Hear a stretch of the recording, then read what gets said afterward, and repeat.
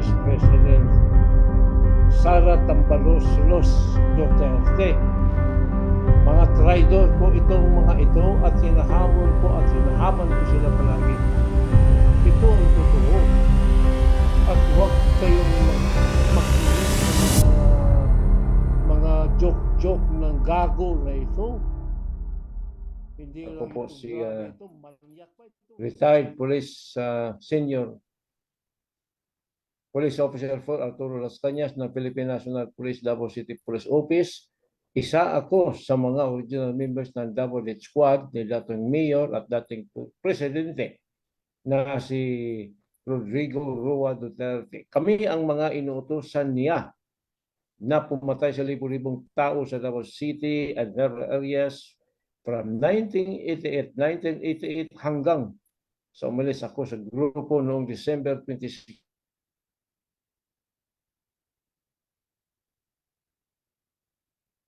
Sa kinadaunan ay mga kalabang personal, karibal sa negosyo o kritiko sa politika.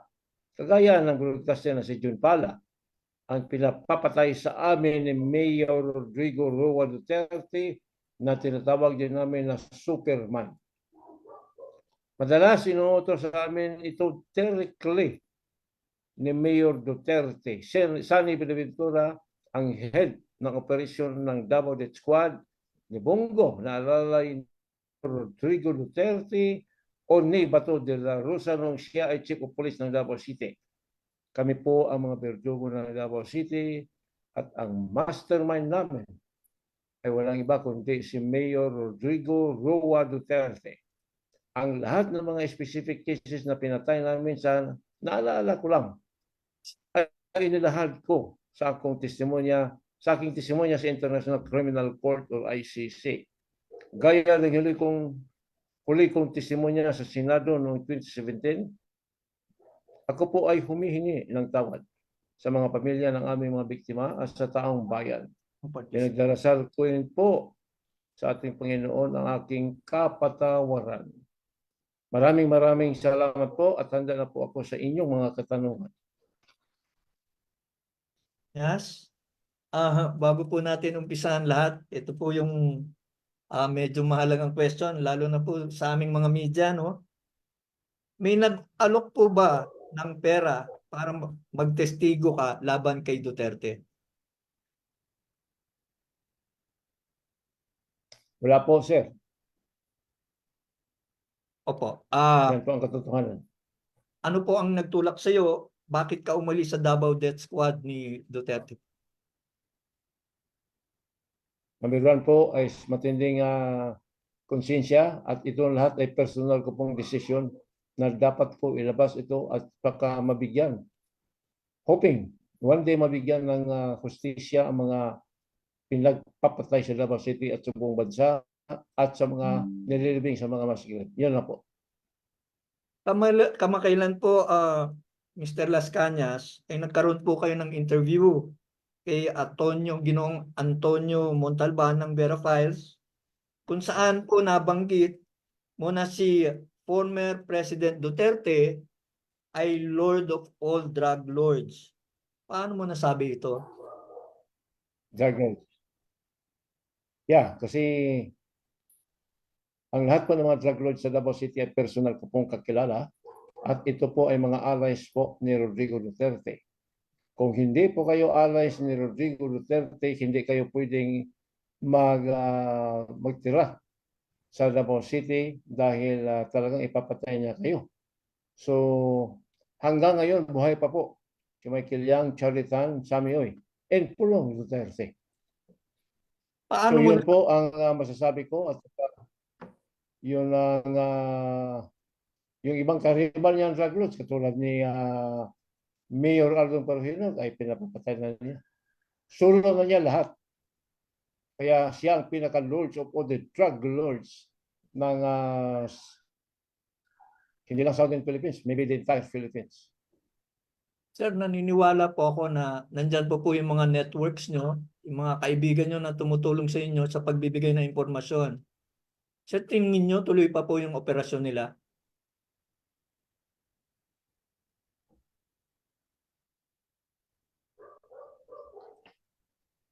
Ginoong Lascano. Ah, Yeah, you are. yes po. Gamit po yung mga networks nyo ng nagbibigay sa inyo ng mga impormasyon. Tingin nyo ba tuloy pa rin ang operasyon nitong mga nabanggit mong pangalan, mga personalidad, hinggil sa illegal drugs? Yes po, sa Davao City po at Davao Region. Sino-sino pa pong involved? Ang tingin nyo, bukod sa nabanggit ng pangalan, si dating Pangulong Rodrigo Duterte, Michael Yang, Sammy Uy at Charlie Tan, Yes. meron pa po bang iba? Siyempre po sa mga hangay ng kapulisan, lalo pa si Police Colonel Wilkins Villanueva na nagbibigay sa kanya ng mga pangalan, bogus na mga pangalan, target personalities kuno sa kanyang bogus na war on drugs, sa kanyang death list. At isa pa, siyempre, si Police Colonel na ngayon ay 5-star Senator Ronald Bato de la Rosa. Involved yan sila. Nasabi mo rin po sa Vera Files interview na involved din sa smuggling itong si Congressman Pulong Duterte. Pakidetalye nga po ito.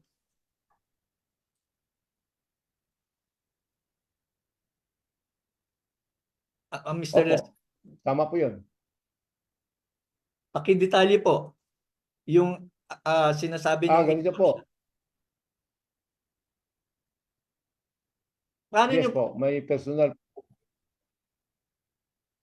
Paano niyo po Hello? nasabi na involved po si Congressman Duterte sa smuggling? Ginawa po niya akong frontman sa smuggling activity sa Port of Davao nung siya ang vice mayor. So pumayag ako and then kinausap ko si Customs Collector Attorney Bangkoy, Attorney Edward Boco, ang assistant, and then yung chief ng assessment na si Attorney Valdez. In fact, every week nag-deliver ako ng pira sa kanila. To si Attorney Bangkoy as collector, 2 to 3 million per week yan. And then yung si Edward Boco, 1 to 2 million per week. Depende yan sa arrival ng mga container van ni Paulo Duterte. Nagwe-withdraw po kami ni Mark Suico ng pera every Friday po ito sa 3 bangko. Number 1, BDO. Number 2 is Swiss Bank. And number 3, Mindanao Network Bank. Ito po ang rule ko. Nag-escort ako ng bribe money per instruction po ni Vice Mayor Paulo Duterte. Sa tingin niyo po ba tuloy pa rin din ang smuggling operations nila? Sa tingin ko po, hindi lang po Port of Davao. Nationwide na po ito na activities kasi si Pulong is very powerful na ngayon. Kung maririnig natin sa mga balita sa national dito sa Port of Manila. Pero sa tingin ko, pinakamalakas talaga, hindi lang Port of Davao, yung iba-ibang port ng Mindanao. Tuloy-tuloy po ito kung hindi ito maimbestigahan. Nung kainitan ng pagkakasangkot mo dyan sa smuggling operations nitong mga Duterte, magkano inaabot nila sa iyo, Ginoong Lascana? Actually, inaalaw ni Pulong na mabigyan ako ng 50 to 75,000 pesos per week. Kasi ang trabaho ko is mag-escort lang. Si Collector Bangkoy is 2 to 3, more or less, million peso. And then yung assistant niya, and then yung si Attorney Valdez ng assessment, si Colonel Albano ng Customs Intelligence ng Davao, nag-deliver kami ni Mark Suico more or less mga 1 million peso per week ito every Friday kasama yung kanyang secretary na si Ma'am Eunice. At hindi lang yan.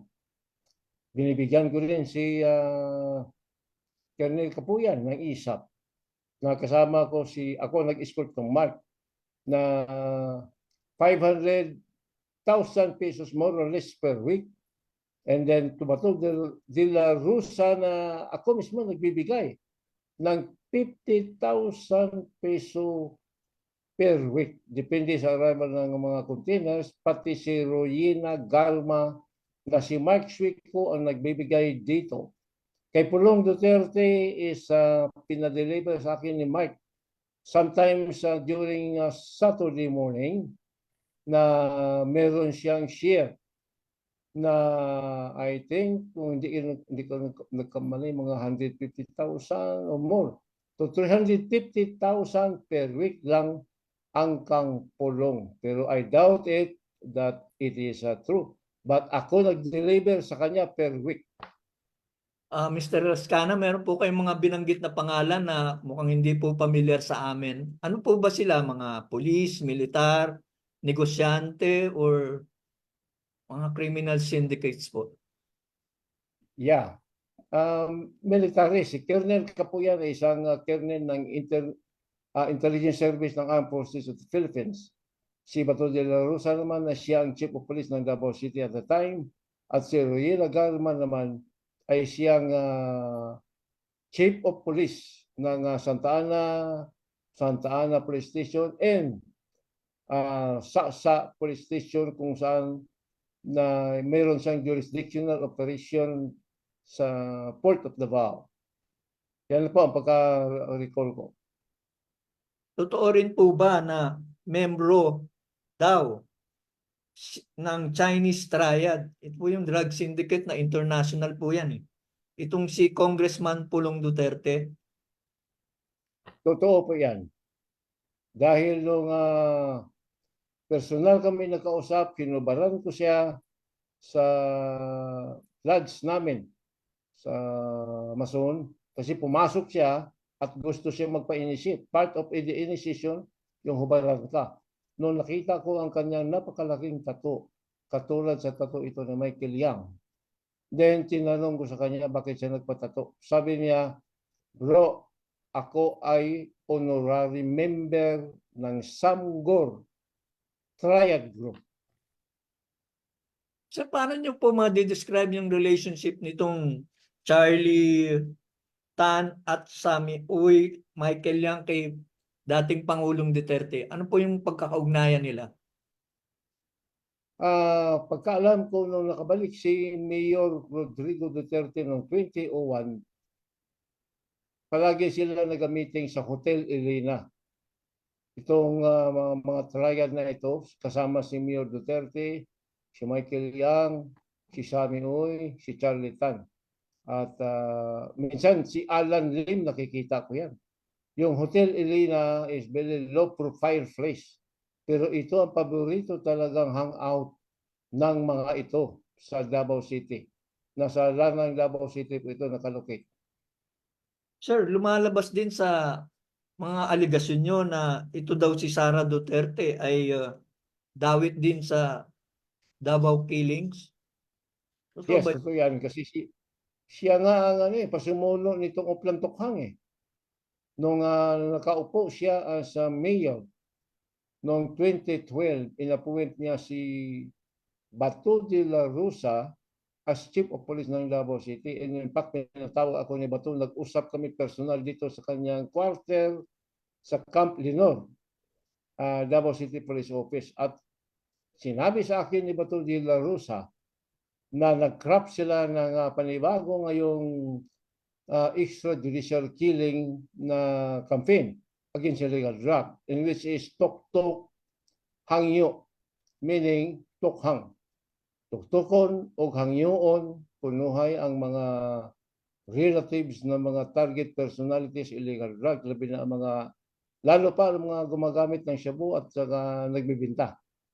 Kasi ayaw ni Inday Sara na palagi na siyang interview ng media, tinatanong na about nitong motorcycle riding in tandem sa Davao City. Ang daming namamatay at walang nag-imbestigar.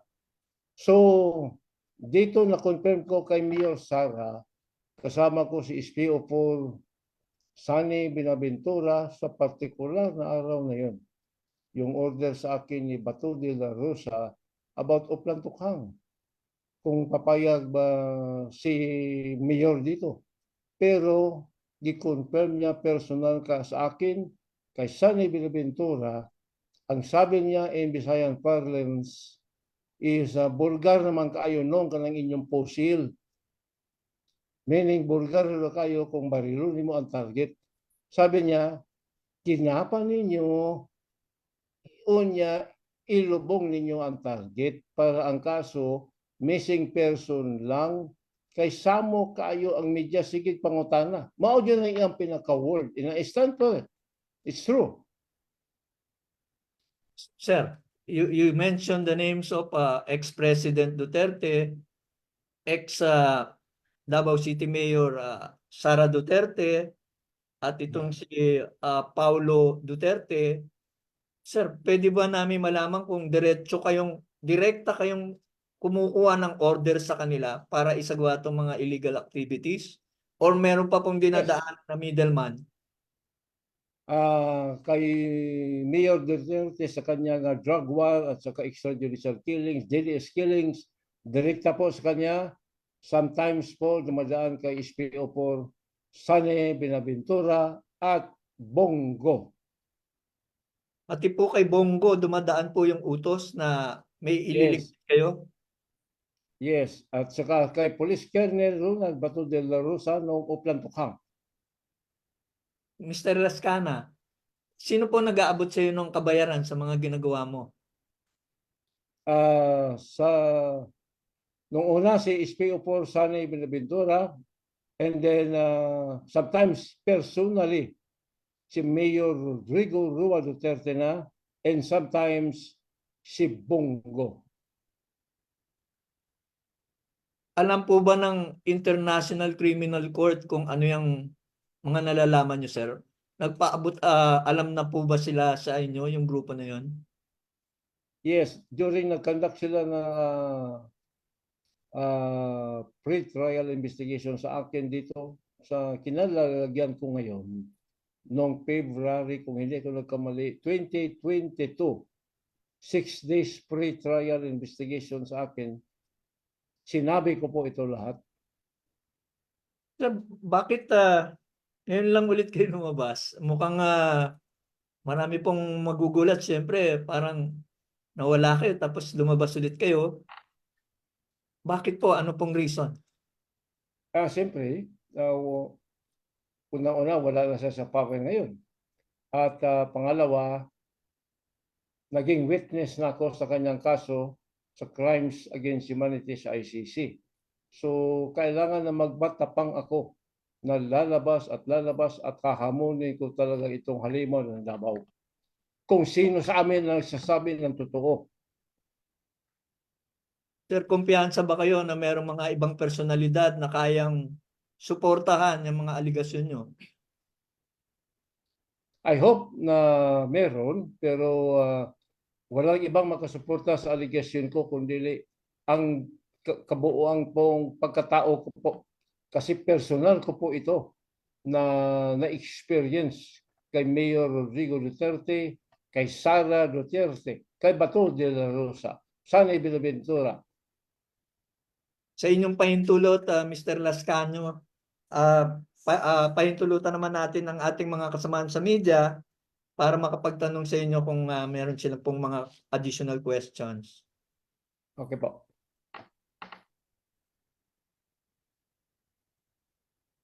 Miss Salima Refran, please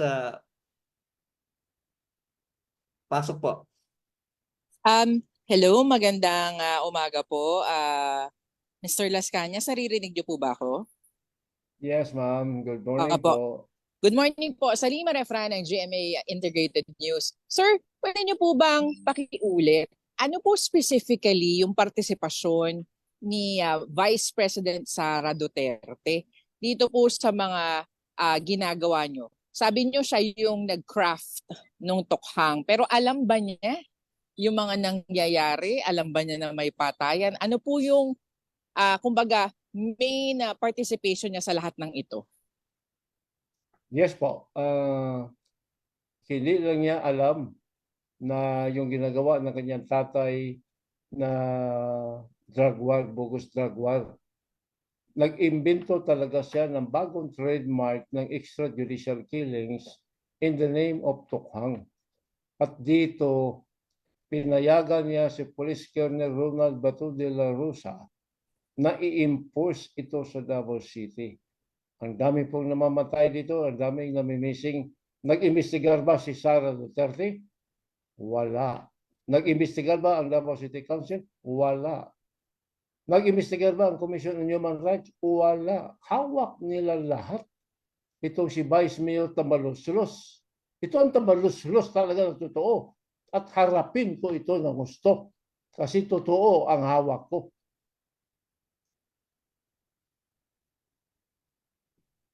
Okay, any more questions from our media friends?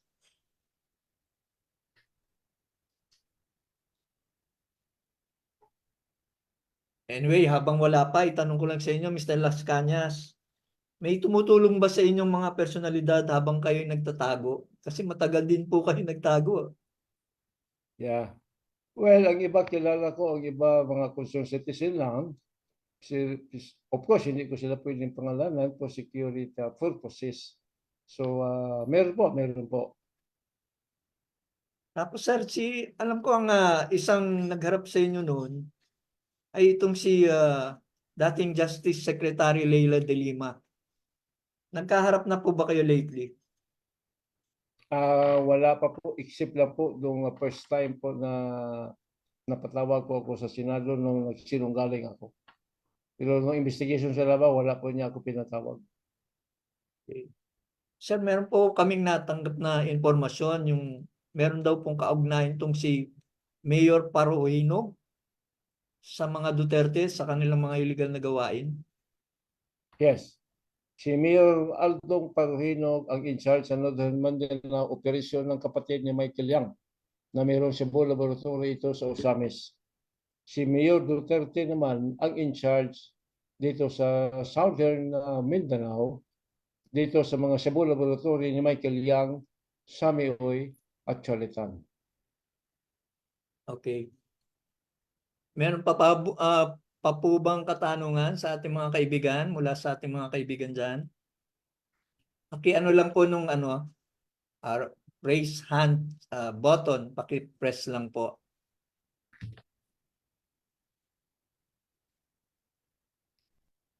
Hello, come again. Ayan. Si Mr. Jairo Boledo, please come in. Hi sir, good morning. Can you hear me po? Good morning. Yan, narinig ko po, sir. Sir, mula po meron po ba mga information na gusto po kayo idagdag na wala po dun sa affidavit ko po na una nyo na pong na-share sa atin? For example po, after you left the so-called Davao Death Squad, sir, meron po ba kayong parang updates on how the police, in-implement yung drug war, specifically yung cash flow ng money, kasi di ba may mga nabanggit pong ganun na para may pera pong involved, meron pong nakukuhang parang reward yung mga police natin when may nagawa po silang mga ganitong crimes. Meron po ba kayong naisudagdag, sir? Okay, ito, I think sa pre-trial ito na banggit ko ito sa isang handwritten testimony ko na sinabmit ko sa nila na during the 2004 December 31 raid dito sa Davao Cebu Laboratory sa Dumoy Torel. Dito pinatry nila ni Colonel Wilkins Villanueva yung 6 na mga workers ng Davao Cebu Laboratory as instructed, ordered by Mayor Rodrigo Duterte at the time, at binigay ni Mayor Duterte kay Wilkins Villanueva yung isang napakalaking box ng Marlboro box, puno ito ng mga US dollar currencies. At binigyan pa siya ni Mayor Duterte ng additional 5 million peso para ibigay sa akin ang additional 11 Chinese nationals na workers sa Davao Cebu Laboratory at chemists.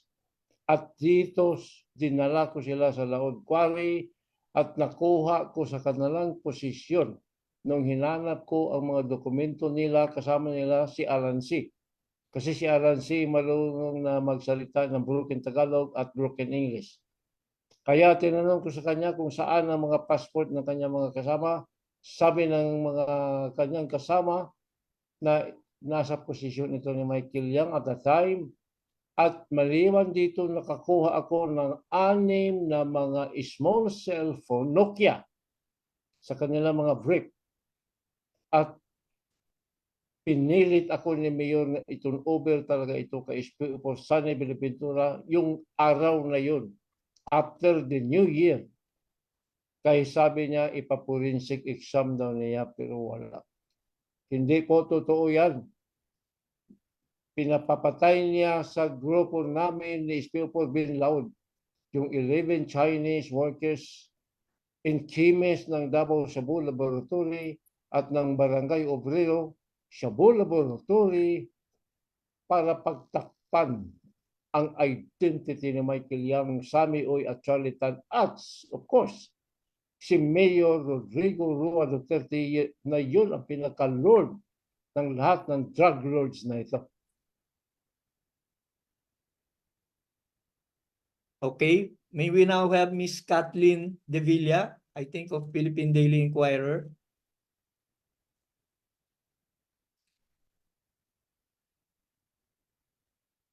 Hello, Miss Kathleen. Hi, good morning po. Kathleen po from Philippine Daily Inquirer. Hi, sir. I just wanted to ask po if may idea po kayo, kahit estimate po, ilan po ang naging EJK killings under VP Sara Duterte's leadership as Davao City Mayor? Para lang po malaman natin yung scale ng killings during her time po. Na-mention niyo po, sir.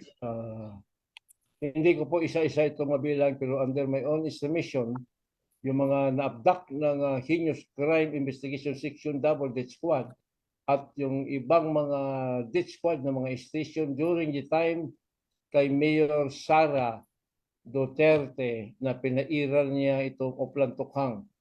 Sa Laod Quarry lang po, sa estimation ko lang, meron pong mga more or less 3,000. Pero ang total damage o napatay sa Davao City, yung nakita at saka yung missing, more or less 10,000 separate from Metro Manila. May nag-imbestigar ba dito? Wala. Nag-imbestigar ba yan? Si Vice President Tambalos Sara? No. Kaya ito, challenge ko sa kanya. Tumayo ka, magharap tayo, kung saan mo gusto magdebate tayo online or what. Patutunayan ko ang mga akusasyon ko sa inyong mag-ama ng mga gangster at mga mafia kayo. Now let's have again Miss Salima Refran. Ma'am, pasok po ma'am.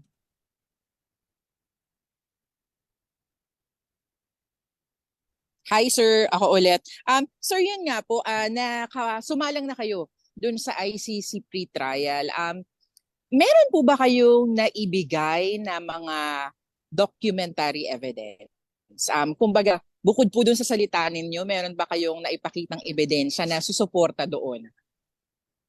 Meron akong binigay doon na maliban doon sa 186 na computer print affidavit ko, meron din akong handwritten testimony na nakalagay ito po sa isang malaking notebook.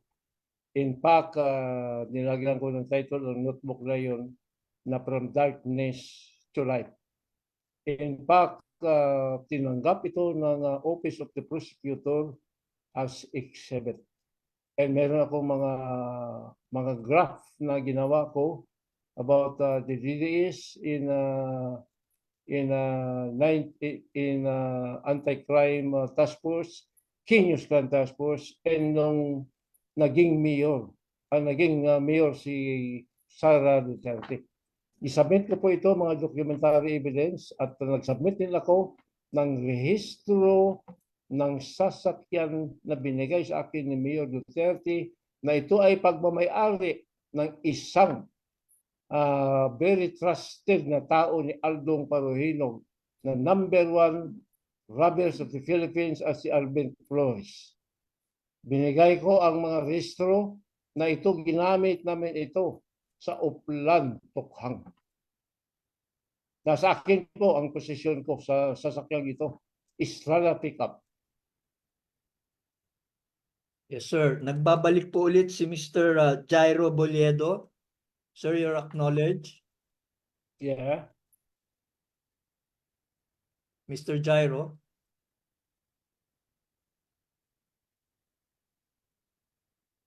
Mr. Ayun. Jairo. Ayun, Yeah. okay na po. Nagkaloloko lang po yung mic.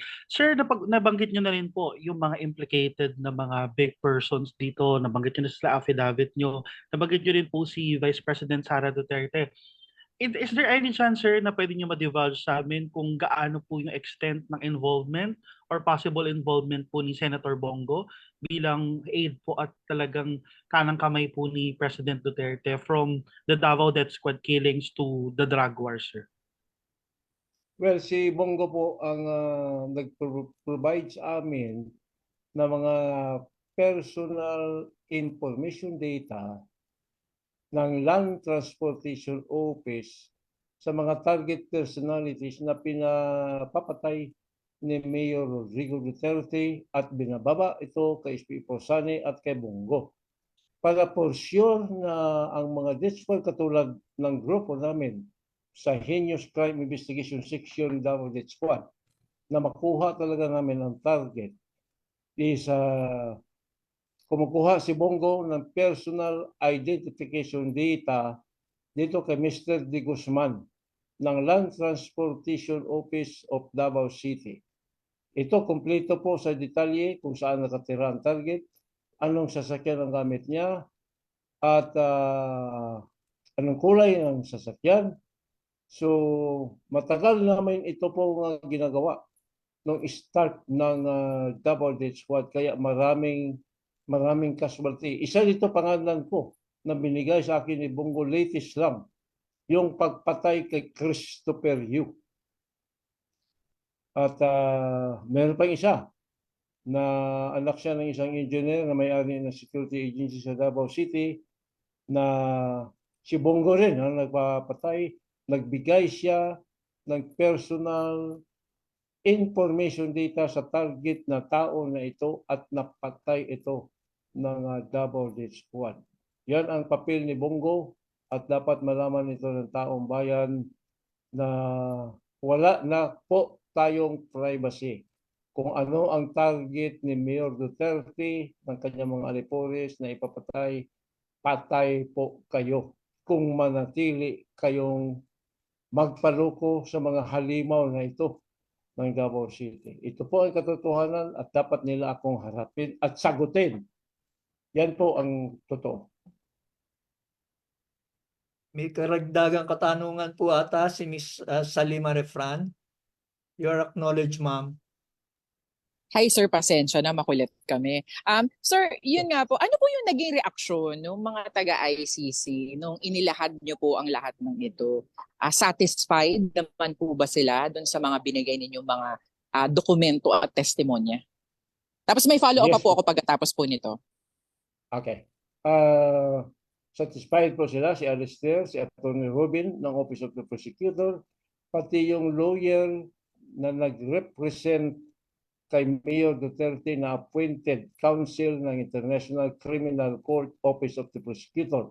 Kasi hindi po magiging valid yun o legal ang pre-trial investigation na ginawa na sa akin kung hindi siya represented ng kanyang counsel. Kaya nag-appoint ang Office of the Prosecutor ng lawyer, di ko lang kilala kung sino, pero alam ko na satisfied sila.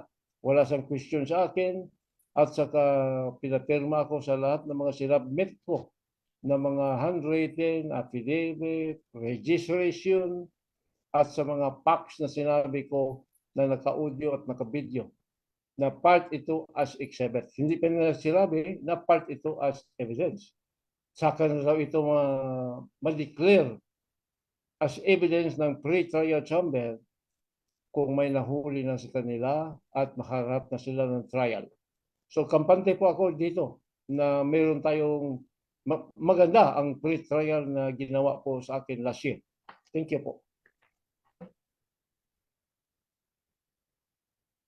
Nagbabalik po ata si Mr. Jairo Sir, Bol. opo, pasensya na po, ang dami po naming tanong. Sige po, Mr. Susulitin po Yes. namin ang pagkakataon po na makausap kayo, syempre po.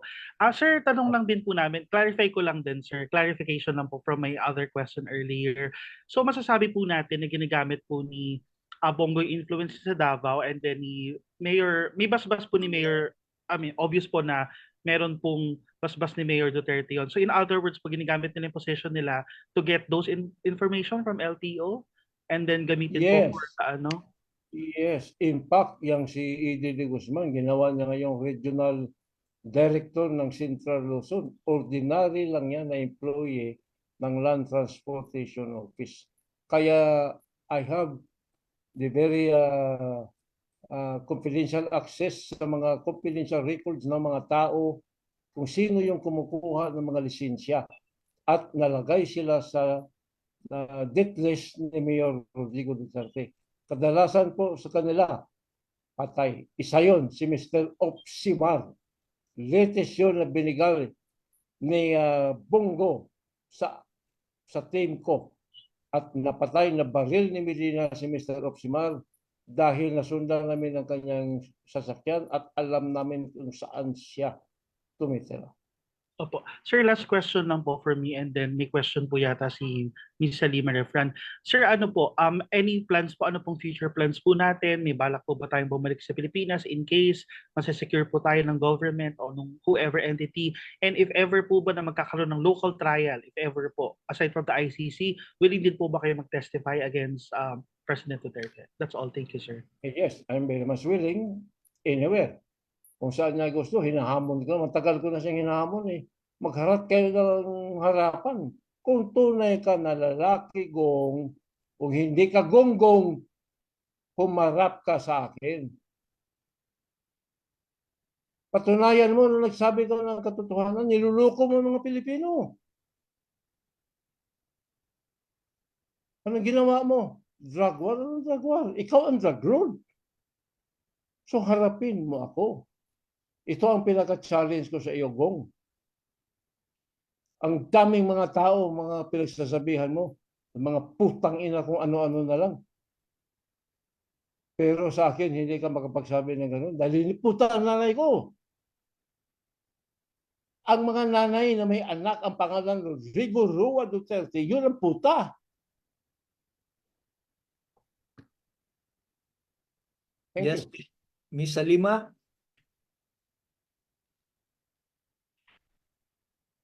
Miss Salima Refran, I think you have more questions. Okay. Sorry. Sir, yun nga po, bagong administrasyon na po ito. Ang sabi po ng administrasyon na ito, gumagana naman daw po yung justice system natin. May balak po ba kayo na habulin dito sa Pilipinas na panagutin dito yung pamilya Duterte doon po sa lahat po ng nalalaman po ninyo? For the time being, pinabuti ko na hindi ako mag-comments about yan, pero mag-testify at mag-testify at mag-testify po ako. Don't worry po. Tatayuan ko po lahat ng mga sinasabi ko dahil totoo po ito lahat. Lalo pa po kung makabalik ako ng Laod Quarry, may makuha pa ako ng mga maraming biktima ng massacres na nandoon pa ngayon. I hope na nandoon pa. Thank you po. May pahabol lang po akong question, Mr. Las Cañas. Medyo malayo po yung usami sa Davao City. Paano po naging magkaibigan po si dating Pangulong Rodrigo Duterte at tong si Mayor Paruhinog? Ano po yung kaugnayan nila? Ganito po, nung na-missing po ang Patasa family sa General Santos City na pina-abduct ni Mayor Duterte sa amin, si Aldong Paruhinog po is 1 week after pumunta ng Davao City at pumunta kay then Police Captain Ernesto Magkasait na siya po ang kaibigan talaga ni Aldong Paruhinog. I do not know if Aldong Paruhinog at the time was a mayor or a city councilor or barangay captain, pero doon po nag-umpisa yung ugnayan ni Mayor Rodrigo Duterte at ni Aldong Paruhinog dahil personal po siya nakiusap kay Mayor na magpatulong siya kung nasaan itong Patasaha family at pinaasa sa ni Mayor na tutulong siya pero hindi alam ni Aldong Paruhino na si Mayor Duterte ang nagpaabtak at nagpamasakir sa entero pamilya sa loob ng Laog Kwan.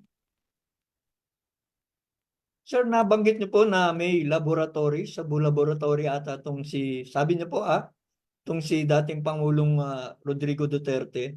Sir, baka Yes. pwede niyo pong i-describe kung ano pong laboratorio to, saan po to dating makikita, ano po yung mga operasyon doon, sir? Baka pwede niyo pong i-detalye para sa ating mga kasamahan sa media. Okay. Mga year 2021 nung bumalik siya, 2002, inassign niya ako na mag-security sa isang kanyang mga Filipino-Chinese kaibigan, particularly Sami in Charlie Tan and Michael Yang na nagtayo daw ng isang canfish factory sa Dumoy Toril, which is naniwala naman ako, kasama ko dito si SPO4 Sanson Binaventura. Kami nag-escort sa mga van na lumalabas sa ninawalaan ko na isang canfish factory sa Dumoy Toril at the time na minamanage po ito ni Michael Yang at ni Sami Uy at ni Charlie Tan. Nagde-deliver po sila ng mga allegedly sardines, finished product ng mga sardines for export to Malaysia. Gamit po nila yung Toril Fish Port na malapit lang po sa Shabu Laboratory na ito. 3 kilometers lang. Kami nag-escort ni Sani. And then ang nirintahan ni Charlie Tan na mga fishing boat going to Malaysia at the time ay yung kay Mr. Kaskabil ng Toril Fish Port. Then nadiskubrihan ko na lang po na Shabu Laboratory pala ito lahat nung na-raid na po ito ni Police Captain Asierto. Wala kami nakita ni isang tinapa kasi nung galingan ang ginawa ni Rodrigo Duterte, yung halimaw na yan. At isa pa, nakadiscovery ako sa Green Heights Subdivision ng another Shabu Laboratory na papamayari ni Sami Uy at ni Michael Yang. Anong ginawa ni Mayor Rodrigo Roa Duterte? Pinagpapatay ang mga construction worker sa grupo ni SPO4 Bienvenido Laud in the presence of Sami Uy and a Filipino-Chinese woman. I only name her as Miss X. Si Duterte walang ginawa. Mag-apply ako ng search warrant doon, kay huhulihin ko na sana ito. Pero anong ginawa ni Duterte? Gimislead kami ng halimaw na ito. Talagang demonyo talaga ito. Saka grabe ang ginawa niya. 3 Shabu Laboratory ang nadiskubrihan sa Davao City during his mayorship. So anong masabi ng taong bayan dyan? Magpapaloko pa ba kayo sa halimaw na ito? Tatayo at tatayo tayo sa katotohanan kasi kawawa mga anak ninyo, mga apo ninyo. Ito ang totoo. At huwag kayong makinig sa mga joke-joke ng gago na ito. Hindi lang ito grabe ito, manyak pa ito, rapist pa ito. Daming kasalanan, dapat managot ang taong ito. Kaya nagmatapang ako ngayon na lumabas at magsalita po. Maraming salamat po. Sir, ngayon pong nakakapagsalita na kayo ulit, tapos na po yung termino ni Pangulong Duterte sa Malacanang, ano naman po yung panawagan nyo sa bagong nakaupo sa Malacanang na si Pangulong Ferdinand Bongbong Marcos? Well, panawagan ko po sa Pangulong Ferdinand Bongbong Marcos Jr. na mag-ingat po at huwag po magkumpiyansa talaga sa halimaw ng Davao na si Rodrigo Roa Duterte at yan allegedly Vice President Sara Tambaloslos Duterte. Mga traidor po itong mga ito at hinahamon ko sila palagi. Lumabas ka Magsalita ka, harapin mo ang kaso sa International Criminal Court. Kung totoo kayo na para kayo sa taong bayan ng Davao City. At panawagan ko kay Ferdinand Marcos Jr., huwag magtiwala talaga itong gonggong na si Rodrigo Roa Duterte. Traitor ito.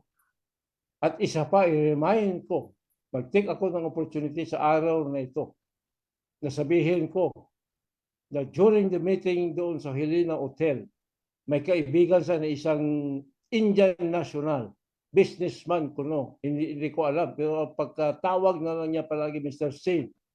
Pero si Rodrigo Duterte at that time, nag-ask siya how to acquire nuclear material. So ito ang pinaka-dangerous na dapat bantayan ng Presidente ng Pilipinas. Huwag nang bitawan itong alimaw na ito dahil gagawa at gagawa at gagawa ito talaga ng very devastating move. Katulad ng pagbomba niya sa Davao International Airport. Meron akong testimony, may ebidensya ako diyan. Sa Port of Davao. Sir, Yan na po yes, ang sir. mga pasok. Meron pong pahabol na question po to si Mr. Jairo Boliedo ng Rappler. Sige po, pasok po Mr. Jairo. Sir, sorry, last na po talaga. Last question na po talaga for me. Ultimately, sir.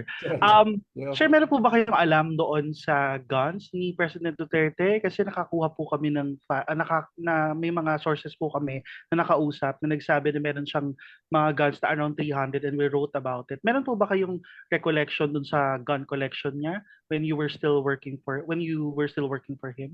Thank you, sir. Yes, ang gun collection ni Mayor Duterte during my time, more than 1,000, hindi 300. Sinunggalingan yan.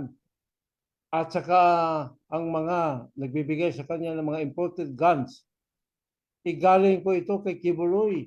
Kung magbiyahe si Kibuloy, dala yung eroplano ni Duterte sa Amerika, nagdala yan ng mga spare parts, silencer, mga bala, ano pa yan, mga parts. Actually yan si Kibuloy, front lang yan ng halimaw ng Davao. Salamat po. Salamat po Mr. Jairo. Kung wala na pong katanungan sir, hingin lang po namin kayo ng closing remarks. Baka may gusto pa po kayong sabihin sa ating mga Okay. tagapanood. Well, number one, sa mga tao ng Davao City, nanililang lang kayo at sa Bisaya pa, gisugba lang mo, giluto lang mo sa sarili ninyong mantika. Ayaw mo paniwala ang mga Duterte. Lalo pa yung gago na yan. Yung Digong Duterte na yan, winaldas ang pera ng taong bayan sa Davao City. Kasama ang kanyang mga anak. Yan si Sara, si Pulong, wala yan. Pulong gonggong yan. Baste, wala yan. Adik, naging mayor pa. So tumayo kayo. Huwag kayong matakot. Labanan natin ang mga ito. Tulungan natin ang mga matitinong leader ng bansa natin. Katulad ni Ferdinand Marcos Jr. Inaapi-api na niya, bilo mo, pababain mo sa pwesto is sitting president. Tapos siya civilian, drug lord pa. At pinalabas pa niya sarili niya na malinis siya. Hindi ka malinis, Gong. Magharap tayo. At saka wala namang malinis pamilya mo. Sino bang malinis pamilya mo? Lahat kayo, condemn na kayo. Yan ang katotohanan at hindi ako aatras. Ang panawagan ko sa taong bayan, lalaban po tayo. Makinig tayo sa anong mga katotohanan, anong nangyari. Sino yung mga pinagpapatay? Ang daming namatay, nalibing sa mga masigilid, nalabay, natapon sa Samal Island. Walang hustisya po. Huwag po natin hayaan itong manaig, itong demonyo at halimaw na ito na gusto na lang niya sarili niya, i-perpetrate niya sarili na forever siya. Ngayon, isiparit ko na yung Mindanao para gawin niyan sa laboratory na naman ang buong Mindanao at mag-export na naman yan doon sa Malaysia, Indonesia at Brunei. Dapat malaman yan ng mga neighboring countries. para labanan itong the rising Pablo Escobar ng Davao City. Yan lang po. Thank you po. God bless sa lahat. Maraming salamat po, Mr. Arturo Las Cañas. Maraming salamat din po sa ating mga kasamahan natin sa media at sinamahan nyo kami dito sa panayam na ito. Ito po si Aris Ilagan po, Editor-in-Chief ng Pilipinas Today. Nagpapaalam sa inyong lahat. Have a nice day po. Thank you.